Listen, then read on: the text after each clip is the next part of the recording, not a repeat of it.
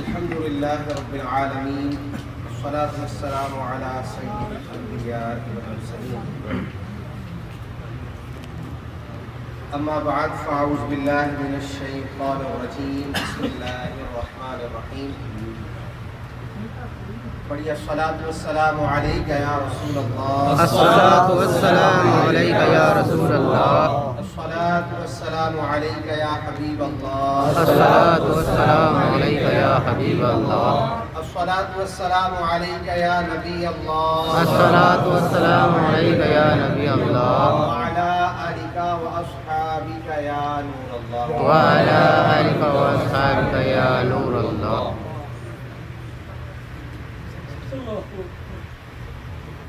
رسول اکرم صلی اللہ تعالی علیہ وآلہ وسلم پر درود پاک پڑھنے کے بے شمار فضائل و برکات ہیں.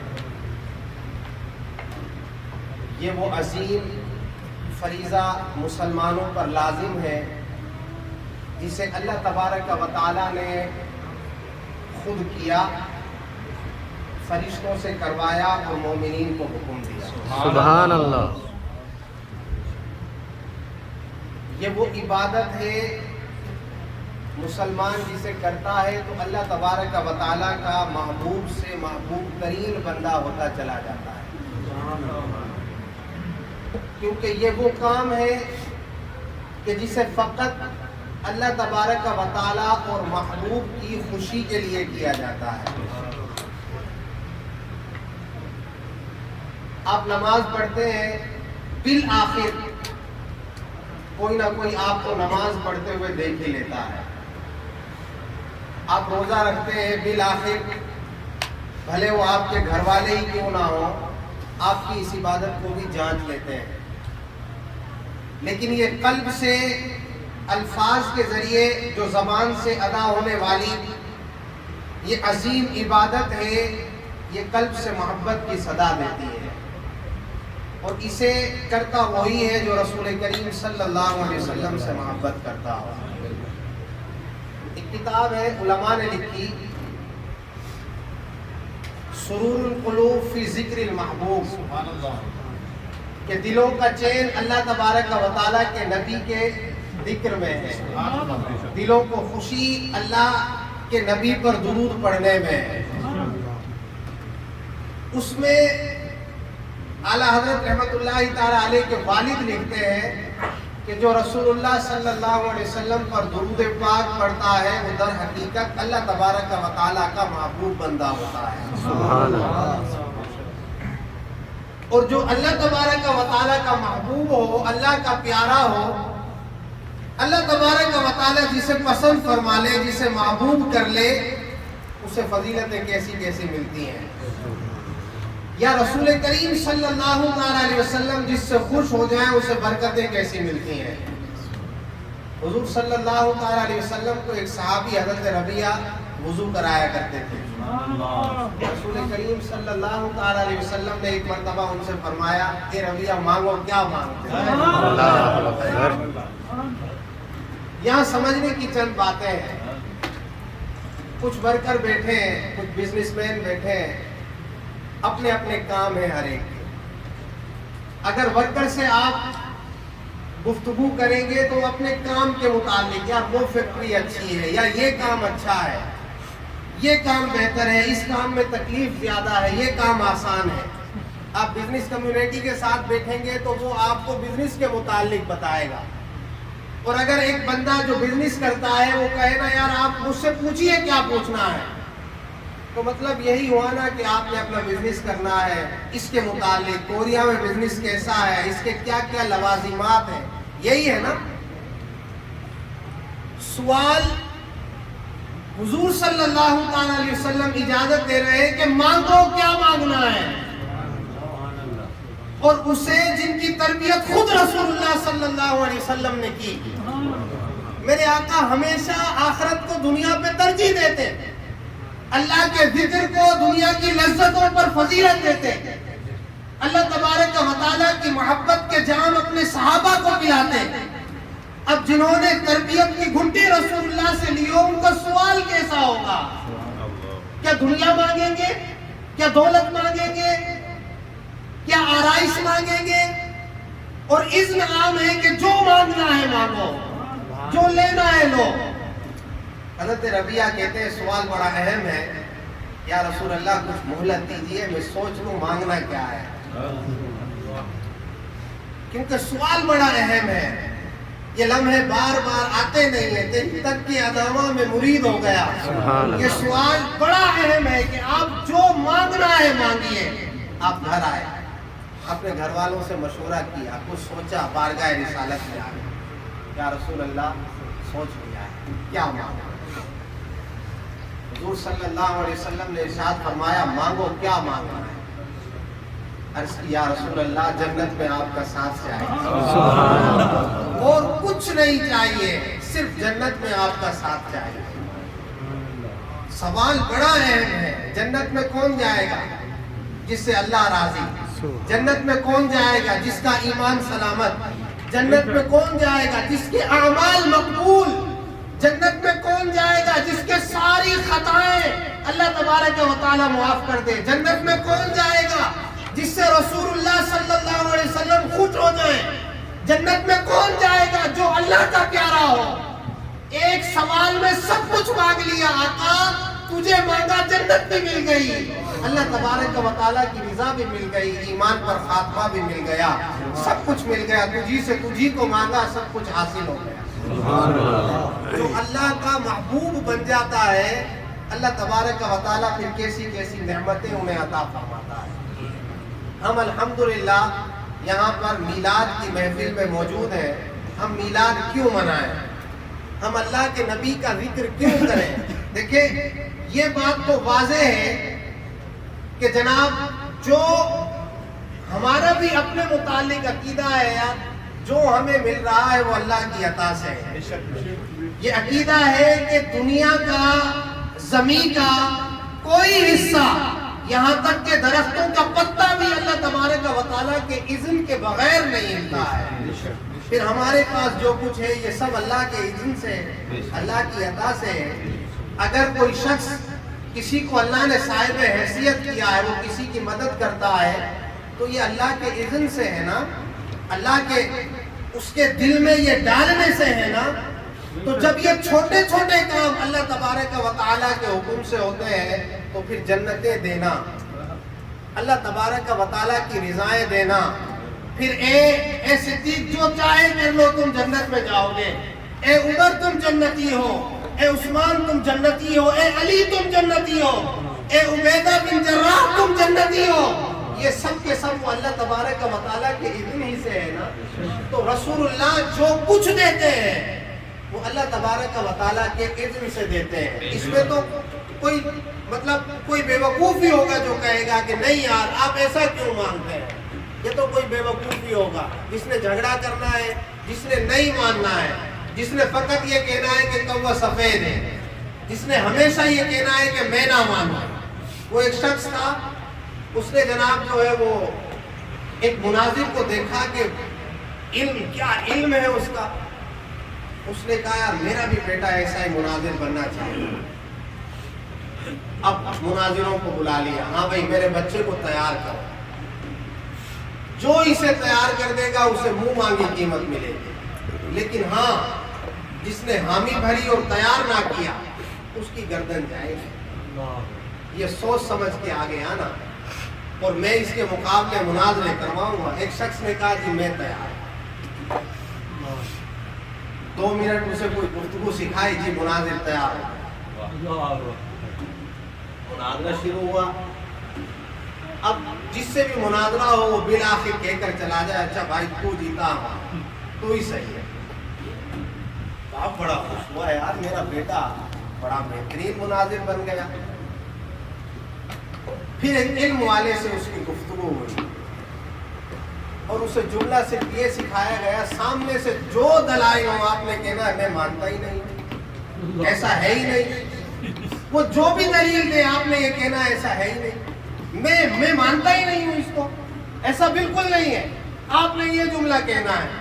بالآخر اس نے کہہ دینا اچھا بھائی تو سچا، اب جو دلیل دے وہ کہے میں اس کو مانتا ہی نہیں ہوں، ایسا ہے ہی نہیں، ایسا ہے ہی نہیں۔ اس شخص نے کہا دیکھ یہ تیرا باپ ہے. اس نے کہا میں مانتا ہی نہیں. یہ تیرے گھر والے, جی میں اس کو مانتا ہی نہیں ہوں, ایسا ہے ہی نہیں. تو جو قرآن و حدیث کے علم سے دور ہوتے ہیں نا, جو حقیقت کو تسلیم کرنا ہی نہیں چاہتے, ادھر حقیقت ایسے ہوتے ہیں. معذرت کے ساتھ ہم رسول کریم صلی اللہ علیہ وسلم کا ذکر کیوں کریں؟ دنیا میں دو ہی لوگ ہیں, یا تو وہ مرد ہیں یا عورتیں ہیں. زمانہ جاہلیت میں جب رسول کریم صلی اللہ علیہ وسلم کا دور شروع نہ ہوا تھا, آپ نے اعلان نبوت نہ کیا تھا, خدا کی قسم تاریخوں میں لکھا ہے کہ قبیلے کے قبیلے صرف اس بات پر ایک دوسرے کو مار دیا کرتے کہ اس نے مجھ سے گھوڑا آگے کیسے نکالا. اس قدر جو ہے وہ حسد و تکبر تھا عرب کے لوگوں میں. اس نے مجھ سے, میرے قافلے سے آگے قافلہ کیسے کر لیا, اس نے مجھ سے اچھا گھوڑا کیسا لے لیا, اس نے مجھ سے اچھا لباس کیوں پہن لیا. اس پہ جنگیں ہو جایا کرتی. رسول کریم صلی اللہ علیہ وسلم کی بارگاہ میں ایک صحابی آتے ہیں, یا رسول اللہ مجھے ایمان کی حلاوت نہیں ملتی ہے, میں مسلمان ہو چکا ہوں لیکن ایمان کی جو ایک چاشنی ہے نا وہ مجھے نہیں ملتی ہے. توجہ سے سننے کا واقعہ ہے. بارگاہ رسالت میں عرض کرتے ہیں, یا رسول اللہ میں نے اسلام قبول کر لیا, میں مسلمان ہو گیا, میں آپ پر ایمان لے آیا, میں اللہ کو ایک مان بیٹھا, لیکن اسلام کی جو حلاوت ہے اور چاشنی ہے وہ مجھے نصیب نہیں ہوتی. ایک ہے غم, ایک ہے دکھ, ایک گناہ ہے جو مجھ سے ہو گیا ہے, اور جب میں اس گناہ کو سوچتا ہوں میں بے چین ہو جاتا ہوں. حضور صلی اللہ علیہ وسلم نے ارشاد فرمایا, فرماؤ کیا کیا تھا؟ عرض کی, یا رسول اللہ میری ایک بیٹی تھی, بڑی خوبصورت تھی, بڑا اللہ تبارک و تعالیٰ نے اس بچی کو حسن دیا تھا. میں گھر جاتا, میری طرف دوڑتی ہوئی آتی, میرے سینے لگ جاتی, مجھے پیار کرتی, مجھے یا ابتی کہتی, اے میرے والد, اے میرے والد. اس سے بڑی محبت کیا کرتی تھی. جیسے میں گھر آتا وہ میری طرف دوڑتی, میں اس کی طرف توجہ نہیں دیتا, میں اس سے پیار نہیں کرتا تھا, میں اسے کھلاتا نہیں تھا, میں اسے گلے نہیں لگاتا. یا رسول اللہ ایک مرتبہ میں نے اپنی زوجہ کو کہا کہ اسے تیار کرو, اسے اچھے کپڑے پہناؤ, اسے بناؤ, اسے بہترین لباس پہنا دو. بچی خوش ہو گئی, شاید میرا باپ آج مجھے کہیں لے جائے. میں نے خاموشی سے بچی کو لیا اور چل دیا. دور میں اپنی بچی کو لے کر آیا جہاں میں نے ایک گڑھا کھودا ہوا, ایک کھڈا کھودا ہوا. میں اپنی بچی کو اس کھڈے میں ڈالنے لگا, اس گڑھے میں ڈالنے لگا. عرض کرتے ہیں, یا رسول اللہ مجھے اب تک وہ منظر یاد ہے. میری بچی مجھے کہہ رہی تھی, یا ابتی اقتلتنی, یا ابتی اقتلتنی, اے میرے باپ کیا آپ مجھے مارنا چاہتے ہیں, اے میرے باپ کیا آپ مجھے قتل کرنا چاہتے ہیں. یا رسول اللہ میں نے اس کی اس گفتگو پر توجہ نہیں دی. میں نے گڑھے میں مٹی ڈالنا شروع, یہاں تک کہ اس کے پاؤں تک آئی, اس کے سینے تک آئی, اور بچی کی ایک ہی آواز تھی, یا ابتی قتلتنی, اے میرے باپ کیا آپ مجھے قتل کر رہے ہیں, کیا آپ مجھے قتل کر رہے ہیں. گویا شاید بچی یہ کہنا چاہتی تھی, اے میرے باپ میں آپ سے کچھ نہیں مانگوں گی, مجھے کچھ نہیں دیجیے گا, مجھے محبت نہ دیجیے گا, مجھے کھلونے نہ دیجیے گا, مجھے پیسے نہ دیجیے گا, مجھے پیار نہ دیجیے گا, مجھے جان تو دیجیے. مجھے مارنا کیوں چاہتے ہیں, میرا قصور کیا ہے؟ یا رسول اللہ میں نے اس پر مٹی ڈال دی اور وہ مر گئی. یہ منظر جب مجھے یاد آتا ہے نا, مجھے ایمان کی حلاوت نصیب نہیں ہوتی. تب رسول کریم صلی اللہ تعالی علیہ وسلم نے ارشاد فرمایا, جس کی ایک بیٹی ہو اور اس نے اس کی اچھی تربیت کی, اس کی پرورش کی, اس کی اچھی جگہ شادی کر دی, اللہ تبارک و تعالی کے ذمہ کرم پر ہے کہ اسے وہ جنت عطا کر. آج ہم سوال کرتے ہیں, میں میلاد کیوں مناؤں, میں نبی کا ذکر کیوں کروں؟ کیا کوئی محسن کو بھولتا ہے کیا آج بھی کوئی عورت کہہ سکتی ہے کہ نہیں میں نبی کا میلاد کیوں مناؤں جسے زندگی رسول اللہ نے دی، جسے زندہ ہی دنیا میں رسول اللہ کے قول کے سبب رکھا گیا؟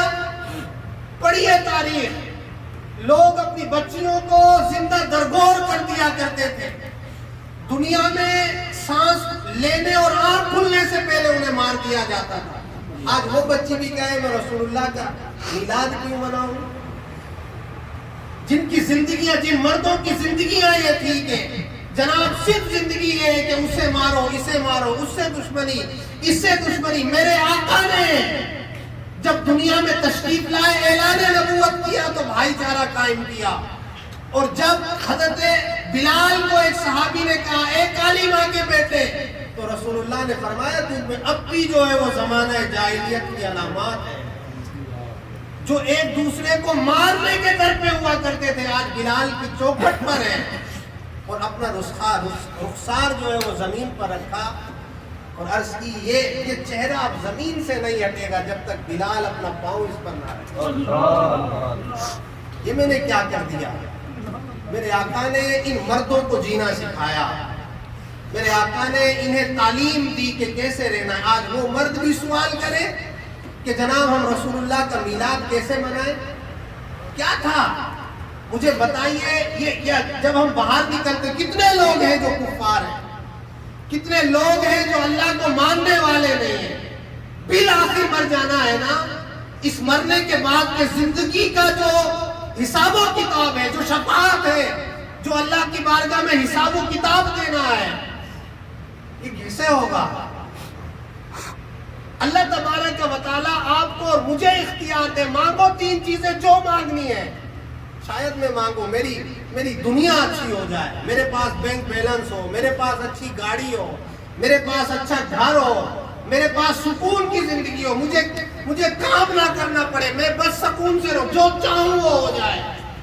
اللہ نے رسول اللہ کو یہ مقام دیا، اے محمد جو مانگو گے وہ ملے گا، جو چاہو گے وہ ملے گا۔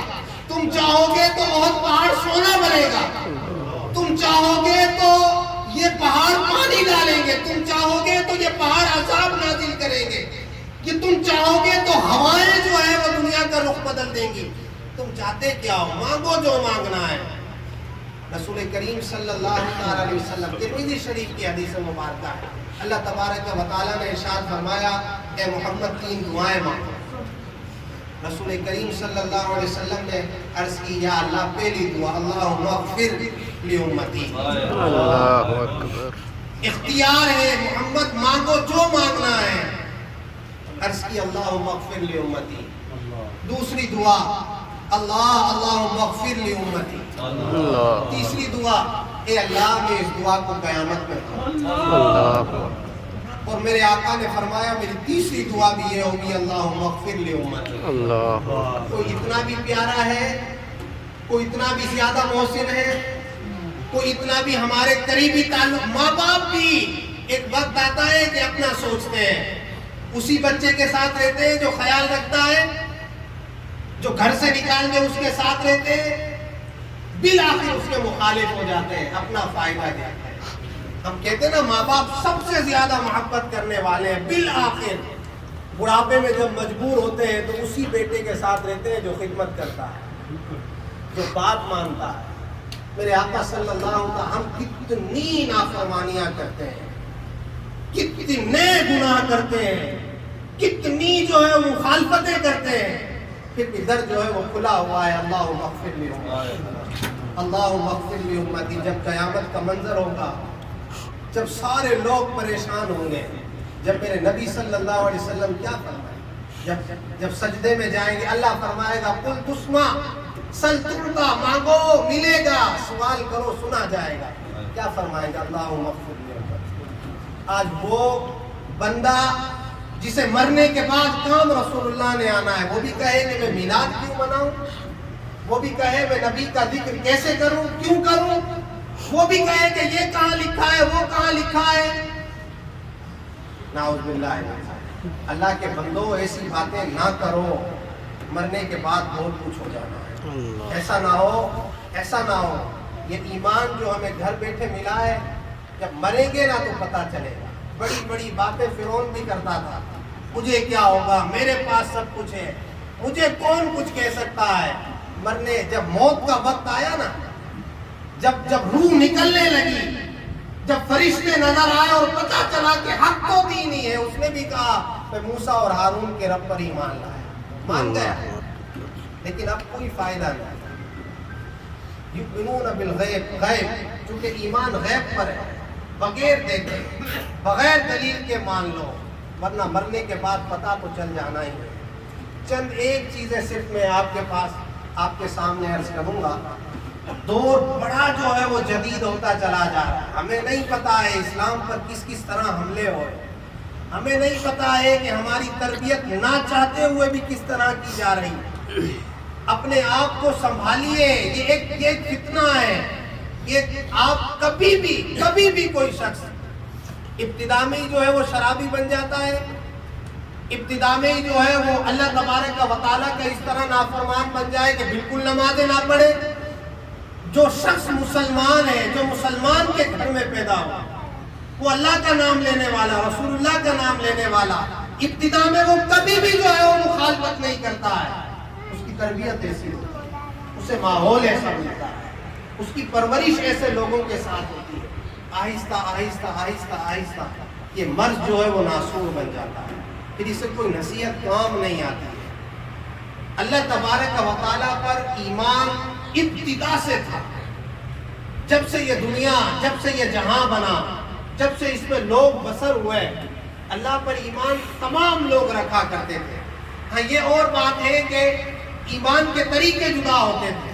کوئی ایک سے زائد خداؤں کو مانتا, کوئی جو ہے وہ غلط طریقے سے مانتا. ایمان باللہ یہ ابتدا سے تھا. پھر اس کی حقانیت, پھر اس کا بطلان اور حق پتہ ہوتا تھا ایک نبی پر ایمان لانے سے. جس دور میں لوگ ہوا کرتے تھے اس دور میں جو نبی آتے, یہ اس نبی پر ایمان لے آیا تو یہ حقیقتاً اللہ کو مان لیا. جب رسول کریم صلی اللہ علیہ وسلم کا زمانہ آیا, پھر آپ صلی اللہ علیہ وسلم کو آخری نبی بنا دیا. آپ صلی اللہ علیہ وسلم کے بعد کوئی نبی نہیں آنے, آپ ہی آخری نبی ہیں. اسے اپنی گھٹی میں باندھ لیجیے. اب اس طرح کی تربیتیں اگر ہماری ہو, یاد رکھیے کوئی بھی ابتدا میں نہیں دیتا ہے جو مسلمان ہو. معاذ اللہ اس عقیدے کے خلاف نہیں جائے, ابتدا میں کوئی بھی نہیں کہے گا, لیکن یہ تربیت ہے. میں بڑا پکا مسلمان ہوں, میں اس عقیدے کے خلاف چلا جاؤں, ہو ہی نہیں سکتا. یاد رکھیے یہ بھول ہے. اگر آپ کی تربیت, اٹھنا بیٹھنا, آپ کی گفتگو ایسے لوگوں کے ساتھ شروع ہو, گناہ میں لذت ہے نا, نیکی میں زحمت ہے, نیکی کرنا تھوڑا مشکل ہے, تبھی تو جنت ہے. الذی خلق الموت والحیات لیبلوکم ایکم احسن عملا. اللہ نے موت اس لیے پیدا کی تاکہ وہ دیکھے, تمہیں دکھائے کہ تمہارے اعمال اچھے ہیں. اپنی صحبت کو اچھا رکھیے. کبھی بھی پہلی ہی فرصت میں جو رسول اللہ صلی اللہ علیہ وسلم کے خلاف ہلکی بات کرے, آپ ساتھ چھوڑیں. اور یہ حدیثوں سے ثابت ہے. کتنا بڑا ایک نام تھا کفار میں ابو جہل کا, ابو لہب کا. ابو لہب نے کیا کہا تھا؟ فقط یہ کہا تھا معاذ اللہ محمد صلی اللہ علیہ وسلم کے ہاتھ ناکارہ ہو. ہماری زبان میں ہم کہیں تو ہم کہتے ہیں یار تیرے ہاتھ ٹوٹ جائیں. صرف ایک یہ جملہ تھا. اچھا کوئی اتنا بڑا جملہ نہیں ہے. اگر ہم صرف اپنے مطابق دیکھیں, کیا ہو گیا؟ صرف اتنا ہی تو کہا نا, کوئی مار دیا یار, کوئی ہاتھ لگایا, کوئی قتل کر دیا. صرف ایک جملہ تھا معاذ اللہ. اللہ تبارک و تعالیٰ نے قرآن پاک نازل فرمایا اور فرمایا تبت یدا ابی لہب, ابو لہب کے ہاتھ نہ. ایک جملہ تھا. جواب اللہ تبارک و تعالیٰ نے ارشاد فرمایا اے محمد اس کے ہاتھ نہ کر. یہ جو ہے وہ تباہ و برباد ہو جائے, یہ بگڑ جائے. ایک شخص نے کہا تھا جب حضور صلی اللہ علیہ وسلم کے بیٹے, حضور صلی اللہ علیہ وسلم کے شہزادے کا انتقال ہوا, ایک شخص نے کہا تھا محمد کی نسل ختم ہو گئی، معاذ اللہ، معاذ اللہ، بیٹا تھا ختم ہو گیا، اب کیسے چلے گی نسل؟ اللہ تبارک و تعالیٰ نے قرآن نازل کر دیا، ان شانیہ کا ابتر، اے محمد آپ کے جو دشمن ہیں نا یہ ابتر ہیں، ان کی نسلیں ختم ہو جائیں گی، یہ تباہ و برباد ہو جائیں گے۔ پھر جس نے یہ کہا اس کے 2 بیٹے تھے، اس نے بچوں کی سیکیورٹی بڑھائی کہ میں نے کہہ تو دیا ہے اور محمد جو کہتے ہیں وہ ہو کر رہتا ہے، اب میرے بچے مریں گے، اب انہوں نے بچنا نہیں ہے، ان کی دیکھ بھال کرو۔ ایک قافلے میں سوئے، راوی لکھتے ہیں حدیث مبارکہ ہے، قافلے میں سوئے، ایک شیر آیا، اس نے تمام لوگوں کو سونگا، کسی کو کچھ نہ کہا، ان کے بچوں کو چیر پھاڑ دیا۔ یہ محمد جو فرما دیتے ہیں وہ ہوتا ہے۔ قرآن میں رسول اللہ صلی اللہ علیہ وسلم کے لیے جوابات آ رہے ہیں۔ قرآن کا سلسلہ ختم ہو گیا، موقوف ہو گیا، ورنہ آج بھی لوگوں کو جواب دیے جاتے ہیں۔ یہ تو میرے نبی صلی اللہ علیہ وسلم نے دعا کر دی کہ اس امت کے چہرے مسخ نہیں ہوں گے، اس امت کے چہرے نہیں ہوں گے، ورنہ اللہ تبارک و تعالیٰ دکھاتا جس نبی کے متعلق اتنی سی باتیں میرے اللہ کو گوارا نہ ہوئی۔ کوئی کیسے کہہ سکتا ہے کہ یہ عقیدہ نہیں ہے میرا، کوئی کیسے کہہ سکتا ہے کہ نہیں ایسی باتیں نہیں کرتے ہیں، کوئی کیسے کہہ سکتا ہے کہ میں اس نبی کی خوشی نہ مناؤں جس کے متعلق اللہ فرماتا ہے وَلَسَوْفَ يُعْطِيكَ رَبُّكَ فَتَرْضَىٰ إِنَّا أَعْطَيْنَاكَ الْكَوْثَرَ، جس کے متعلق آپ منظر تو دیکھیے، میرا رب فرماتا ہے وَالضُّحَىٰ وَاللَّيْلِ إِذَا سَجَىٰ، میرے نبی کا چہرہ روشن جیسا ہے، روشنی جیسا ہے، میرے نبی کے بال ایسے ہیں جن کی کیفیات کو اللہ تبارک و تعالیٰ بیان فرماتا ہے۔ ان کا کوئی ذکر کرے اور میں کہوں میں میلاد کیوں مناؤں، میں اللہ کے نبی کا ذکر کیوں کروں؟ خدا کے بندو اس بحث سے باہر آؤ، اللہ کے نبی کا ذکر کرو، یہی نجات کا ذریعہ ہے۔ اور کوئی یہ نہ سمجھے کہ جناب آخری بات کہ جناب نبی کی بات ماننا تو کیا اللہ کی بات نہ مانے؟ اور نبی لے کر کیا آئے؟ وہی نہ کہ جو اللہ تبارک و تعالیٰ نے آپ پر نازل فرمایا۔ آپ اور میں، ہم سب کہتے ہیں میں اللہ سے محبت کرتا ہوں، میں اللہ کو راضی کرنا چاہتا ہوں، میں اللہ سے محبت کرتا ہوں، سب کہتے ہیں نا، اور الحمدللہ ہم کرتے بھی ہیں۔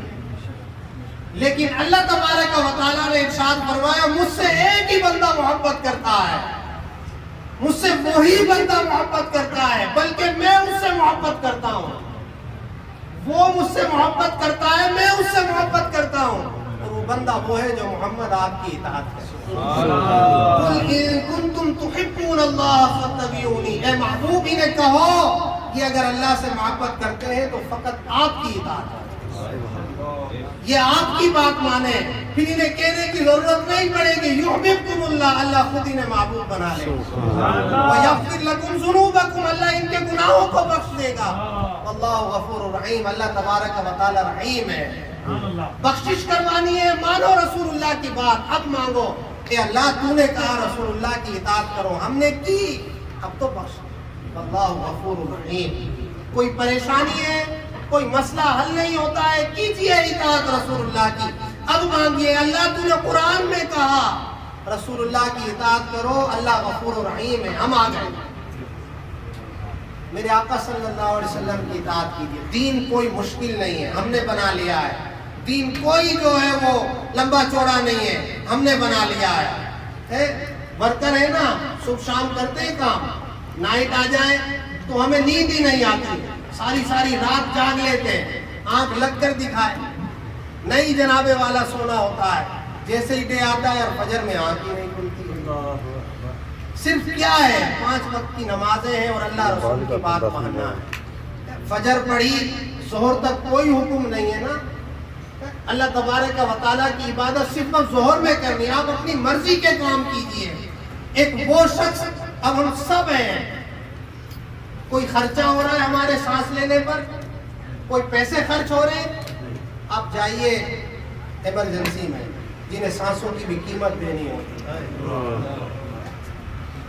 ہم پانی پیتے ٹھنڈا پانی، پوری بوتل، یار بڑی پیاس لگ رہی ہے، پوری بوتل پی لیتے، آپ پوچھیں اس سے جس کے گردے فیل ہیں، ایک ایک پانی پینا، ایک ایک گلاس پینا اسے کتنا مہنگا پڑتا ہے. اس سے پوچھیں ایک گھونٹ پانی کی قیمت کتنی دینی ہوتی ہے. آپ پوچھیں اسے جس کا دل کام نہیں کرتا ہے، اسے سانسیں لینا کتنا مشکل ہوتا ہے اور کتنا مہنگا پڑتا ہے. میرا رب مجھے فجر سے ظہر تک سانسیں دے، میرے جسم کو سلامت رکھے، مجھے صحت دے. میں شکرانے میں ظہر بھی نہ پڑھوں، میں شکرانے میں عصر بھی نہ پڑھوں، میں مغرب اور عشاء کو چھوڑ دوں. میرے رب نے مجھے کتنوں سے بہتر بنایا، کتنوں سے اچھی زندگی دی، میں اب بھی اس کا شکر نہ کروں، میں اب بھی اس کے نبی کا ذکر نہ کروں. دین تو ہم نے مشکل بنا لیا. یار وقت ہی نہیں ملتا ہے. یار آ جاؤ بھائی اجتماع میں آ جاؤ، اللہ کا ذکر ہوگا، اللہ کے نبی کا ذکر ہوگا. نہیں یار وقت کہاں ہے. ایک سال بعد جا کے تو 4 چھٹیاں آتی ہیں، اس میں بھی مسجد، اس میں بھی اللہ کا ذکر، اس میں بھی جو ہے وہ اس طرف آ جائے تو گھومیں گے کب؟ اور خدا کے بندوں دین تو ہم نے مشکل بنا دیا.